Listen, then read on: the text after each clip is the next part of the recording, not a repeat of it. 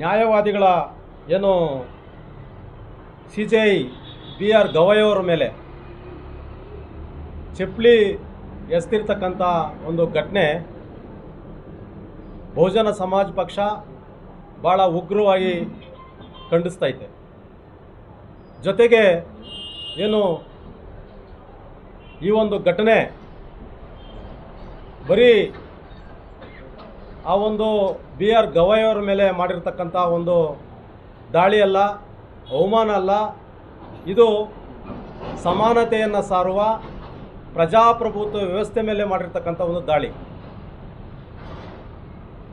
ನ್ಯಾಯ ಮತ್ತು ಕಾನೂನನ್ನು ಎತ್ತಿ ಹಿಡಿಯುವಂಥ ಸಂವಿಧಾನದ 3ನೇ ಅಂಗ ನ್ಯಾಯಾಂಗ, ಈ ನ್ಯಾಯಾಂಗ ಮೇಲೆ ಮಾಡಿರ್ತಕ್ಕಂಥ ಒಂದು ಭಯೋತ್ಪಾದನೆಯ ದಾಳಿ, ಈ ನೆಲದ ಕಾನೂನಿಗೆ ಮಾಡಿರ್ತಕ್ಕಂಥ ಅವಮಾನ, ಇದನ್ನು ಈ ದೇಶದ ನಾಗರಿಕರು, ಜಾತ್ಯತೀತ ಮನಸ್ಸಿರ್ತಕ್ಕಂಥವ್ರು, ಸಂವಿಧಾನವನ್ನು ಒಪ್ಕೊಳ್ಳೋಂಥವ್ರು, ನಿಜವಾದ ದೇಶ ಪ್ರೇಮಿಗಳು ಎಲ್ಲರೂ ಕೂಡ ಭಾಳ ಉಗ್ರವಾಗಿ ಖಂಡಿಸಬೇಕು ಅಂತೇಳಿ ನಾನು ಎಲ್ಲರಲ್ಲಿ ಕೂಡ ಮನವಿ ಮಾಡ್ಕೊಳ್ತಾ ಇದ್ದೀನಿ.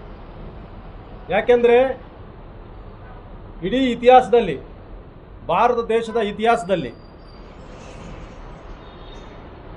ನ್ಯಾಯಾಂಗ ವ್ಯವಸ್ಥೆಯನ್ನು ಎತ್ತಿ ಹಿಡಿಯುವಂಥ ಒಂದು ಸರ್ವೋಚ್ಚ ಜಾಗದಲ್ಲಿರ್ತಕ್ಕಂಥ ಒಂದು ವ್ಯವಸ್ಥೆಯನ್ನು ನಡೆಸ್ತಾ ಇರ್ತಕ್ಕಂಥ ಒಬ್ಬ ಜಡ್ಜ್ ಮೇಲೆ ಚಪ್ಪಲಿ ಎಸಿತಾರೆ ಅಂತಂದರೆ ದೇಶ ಯಾವ ಕಡೆ ಹೋಗ್ತಾ ಇದೆ,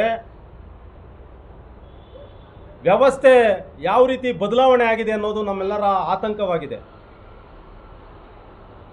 ಈ ಒಂದು ಮನುವಾದಿ ರಾಕೇಶ್ ಕಿಶೋರ್ ಅಂತ ಏನಿದ್ದಾನೆ, ವಕೀಲನಾಗಿ ಈತ ಏನು ಕಲ್ತಿದ್ದಾನೆ, ಒಬ್ಬ ವಿದ್ಯಾವಂತ ನ್ಯಾಯವನ್ನು ಎತ್ತಿ ಹಿಡಿಯುವಂಥ ಒಂದು ಜಾಗದಲ್ಲಿರ್ತಕ್ಕಂಥ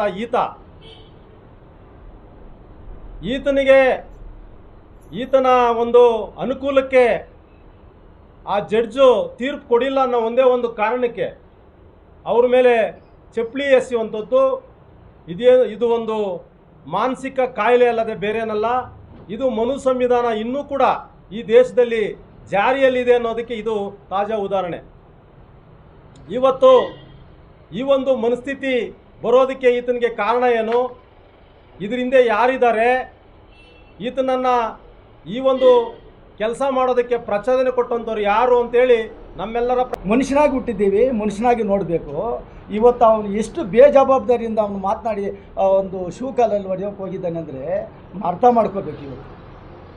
ಇವತ್ತು ಬಹುಜನ ಸಮಾಜ ಪಾರ್ಟಿ ಇವತ್ತು ಇದೇನಾದರೂ ಅವನ್ನ ಅರೆಸ್ಟ್ ಮಾಡಿ ಅವನ್ನ ಗಡೀಪಾರು ಮಾಡಿಲ್ಲ ಅಂದರೆ ಮುಂದಿನ ದಿನಗಳಲ್ಲಿ ಅವನಿಗೆ ತಕ್ಕವಾದ ಪಾಠವನ್ನು ನಾವು ಕಲಿಸ್ತೀವಿ ಅಂತೇಳಿ ಇವತ್ತು ನಾವು ಹೇಳ್ತಾ ಇದ್ದೀವಿ.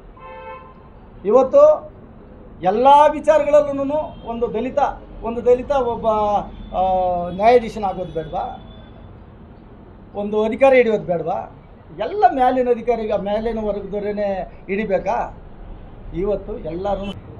ಇವತ್ತು ನಾವು ಬಹುಜನ್ ಪಾರ್ಟಿ ಇದನ್ನು ಉಗ್ರ ಹೋರಾಟ ಮಾಡ್ತೀವಿ. ಯಾವುದೇ ಕಾರಣಕ್ಕೂ ಏನಿದೆ ನಮಗೆ ಇವತ್ತಿಂದ ಸುತಂತ್ರ ಒಂದು ನ್ಯಾಯಾಂಗದಾಗೆ ಒಂದು ಲಾಯರು ಜಡ್ಜ್ ಮೇಲೇ ಒಂದು ಶೂ ಎಸಿತಾನಂದರೆ ಎಷ್ಟು ಮಟ್ಟಿಗೆ ಇದೆ. ಅದಕ್ಕೆ ನಾವು ಅವ್ರಿಗೆ ಕಠಿಣ ಶಿಕ್ಷೆ ಆಗಬೇಕು.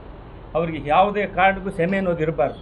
ಯಾವುದನ್ನು ಅವ್ರನ್ನ ಉಗ್ರ ಹೋರಾಟ ಮಾಡಿ ಅವ್ರಿಗೆ ಕರೆಕ್ಟಾಗಿ ಶಿಕ್ಷೆ ಕೊಡ್ಬೇಕಂತೇಳಿ BR ಗವಾಯಿ ಅವರ ಮೇಲೆ ಶೂವನ್ನು ಎಸೆಯೋದಕ್ಕೆ ಪ್ರಯತ್ನ ಮಾಡಿದ್ದಾರೆ. ಅವರು ಕಾರಿಡಾರಲ್ಲಿ ಆಗಿರುವಂಥ ಘಟನೆ ಇದು. ಅಲ್ಲಿ ಭದ್ರತಾ ಸಿಬ್ಬಂದಿ ಭಾಳ ಶಾರ್ಪಾಗಿ ಅವರನ್ನು ತಡೆದಿದ್ದಾರೆ, ಯಶಸ್ವಿ ಆಗಿದ್ದಾರೆ. ಮತ್ತು ಪ್ರಧಾನಮಂತ್ರಿಗಳು ಕೂಡ ಟ್ವೀಟ್ ಮಾಡಿ ಧೈರ್ಯ ತುಂಬಿದ್ದಾರೆ. ಆದರೆ ಬಹುಜನರಿಗೆ ರಕ್ಷಣೆಯನ್ನು ಮುಖ್ಯ ನ್ಯಾಯಮೂರ್ತಿಗಳಾದ CJI ಅವರಿಗೆ ಇಷ್ಟೊಂದು ರಕ್ಷಣೆ ಇಲ್ಲ ಅಂತಂದರೆ ಇನ್ನು ದೇಶದಲ್ಲಿರುವಂಥ ದಲಿತರಿಗೆ ರಕ್ಷಣೆ ಎಲ್ಲಿದೆ ಅನ್ನೋದು ಭಾಳ ಪ್ರಶ್ನೆ. ಇದು ಮೊದಲನೇ ಭಾಳ ಮುಖ್ಯವಾಗಿರುವಂಥ ಪ್ರಶ್ನೆ. ಎರಡನೇದು, ಒಂದು ಘಟನೆ ನಡೀತದೆ, ಅದರ ನಂತರದ ಬೆಳವಣಿಗೆಗಳು ಆಗುತ್ತಲ್ಲ. ಈಗ ಫೇಸ್ಬುಕ್ಕು, ನಾಗರಾಜಣ್ಣವರು ಹೇಳ್ತಾ ಇದ್ರಲ್ಲ, ಫೇಸ್ಬುಕ್ಕು ಏನು ಇದು ಸೋಷಿಯಲ್ ಮೀಡಿಯಾಗಳಲ್ಲಿ ಬೋಳಿ ಮಗನೆ ಅಂತ ಬರೀತಾನೆ, ಒಬ್ಬ ಜಡ್ಜನ್ನು ಬೋಳಿ ಮಗನಿಗೆ ಮಾತಾಡ್ತಾನೆ, ಅವನ್ನ ಚಪ್ಪಲಿನ ಹೊಡಿಬೇಕು ಅಂತ ಬರೀತಾರಲ್ಲ, ಇವ್ರನ್ನೇನು ಮಾಡಬೇಕು? ಇದು ಭಾಳ ಮುಖ್ಯವಾದಂಥ ಪ್ರಶ್ನೆ. ಸೊ ಮಾನ್ಯ ಸಿದ್ದರಾಮಯ್ಯವರು ಕೂಡ ಟ್ವೀಟ್ ಮಾಡಿದ್ದಾರೆ, ಇದು ಘಟನೆಯನ್ನು ಪ್ರತಿಭಟನೆ ವಿರೋಧ ಮಾಡಿದ್ದಾರೆ. ಆದರೆ ಈ ಸೋಷಿಯಲ್ ಮೀಡಿಯಾಗಳಲ್ಲಿ ಮಾಡಿರುವಂಥ ಈ ನಂತರದ ಬೆಳವಣಿಗೆ ಇದೆಯಲ್ಲ, ಅವ್ರನ್ನ ಪರವಾಗಿ ಓಲೈಕೆ ಮಾಡುವಂಥದ್ದು, ಅದು ಭಾಳ ವಿಷಾದನೀಯ. ಕರ್ನಾಟಕದಲ್ಲೂ ಅದು ನಡೀತಾ ಇದೆ. ಅದಕ್ಕೆ ತಕ್ಕ ಪಾಠವನ್ನು ನಾವು ಬಹುಜನ ಸಮುದಾಯ ಆಯಾಯ ಪೊಲೀಸ್ ಸ್ಟೇಷನ್ಗಳಲ್ಲಿ ಹೋಗಿ ದೂರನ್ನು ಕೊಡಬೇಕು. ಯಾರೇ ಜಡ್ಜನ್ನು ನ್ಯಾಯಾಂಗವನ್ನು ನಿಂದನೆ ಮಾಡ್ತಾರಲ್ಲ, ಅದು ಕಂಟೆಂಪ್ಟ್ ಆಫ್ ಕೋರ್ಟ್. ಅದು ಸುಪ್ರೀಂ ಕೋರ್ಟ್ನಲ್ಲಿ ಆರ್ಟಿಕಲ್ 51A ಈ ದೇಶದ ಸುಪ್ರೀಂ ಕೋರ್ಟನ್ನು ಗೌರವಿಸಬೇಕು ಅನ್ನೋಂಥ ಹೇಳೋಂಥ ಒಂದು ಪ್ರಾವಿಷನ್ ಇದೆ. ಆದರೆ ಸುಪ್ರೀಂ ಕೋರ್ಟನ್ನೇ ಇವರು ಪ್ರಶ್ನೆ ಮಾಡ್ತಾರೆ ಅಂತಂದರೆ ಇವನ್ನ ಕಂಟೆಂಪ್ಟ್ ಆಫ್ ಕೋರ್ಟ್ನ ಯಾಕೆ ಮಾಡಬಾರ್ದು ಅನ್ನೋದು ಸುಮೋಟೋ ಕೇಸ್. ಯಾವುದೇ ಸ್ಥಳೀಯ ಪೊಲೀಸ್ ಠಾಣೆಗಳಲ್ಲಿ ದೂರು ಕೊಟ್ಟರೆ ಪೊಲೀಸವರು FIR ಮಾಡ್ತಾ ಇಲ್ಲ. ಈಗ ಫೇಸ್ಬುಕ್ಕು, ವಾಟ್ಸಪ್ಪು, ಟ್ವಿಟ್ಟರ್ಗಳಲ್ಲಿ ನ್ಯಾಯಾಲಯಗಳನ್ನು ಬೈತಾ ಇದ್ದಾರೆ. ಸೊ ನಮ್ಮ ಪೇಜಲ್ಲೂ ಇದೆ. ಬೇರೆ ಬೇರೆ ಅಸಂವಿಧಾನಿಕ ವರ್ಡ್ಗಳನ್ನು ಬಳಸ್ತಾ ಇದ್ದಾರೆ. ಅದನ್ನು ಸ್ಥಳೀಯ ಪೊಲೀಸ್ ಸ್ಟೇಷನ್ಗಳಿಗೆ ದೂರು ಕೊಟ್ಟಾಗ